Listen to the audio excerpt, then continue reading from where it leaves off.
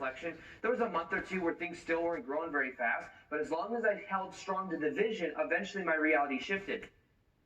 And I started to experience that. Now, what is the most powerful technique for shifting to a parallel reality? It has to do with the change technique. I learned this from Dr. Joe Dispenza. He has a book called How to Break the Habit of Being Yourself. And it has to do with understanding the autopilot mind. It's just running itself out over and over and over again. But you can wake it up with a certain type of technique. And this technique can be very simple. It could be clapping your hands like this. And what this does is this wakes us up out of the autopilot mind. As we wake up out of the autopilot mind, we then start to create a new reality. We stretch and create new neural networks in the brain.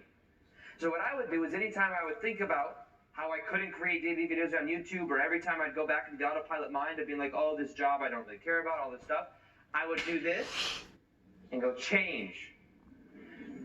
This brings in your physiology, change. You keep reaffirming the new identity. You can reaffirm the new identity, change. This is who I prefer to be, change. Anytime you remember, you're bringing yourself back to that awareness. So understand that any of these parallel reality frames we can imagine, they already exist. But with repetition, we can focus on the frames that we prefer and on focus on being the person that we prefer to be. Now here's the thing with this process. Here's what I found to be the magic sauce. Magic sauce, that's always a funny word, never understood. Anyways, magic sauce.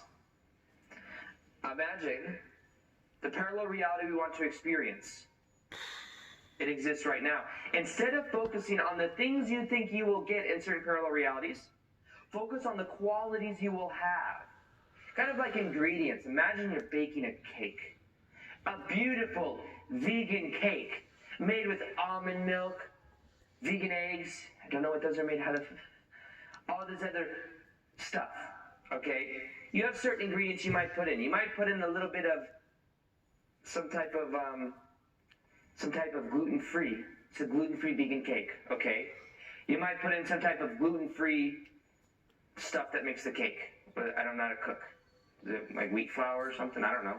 But it's gluten-free, so it's not wheat. You put it in there, okay? Then you put in some of that almond milk. Then you put in some of this vegan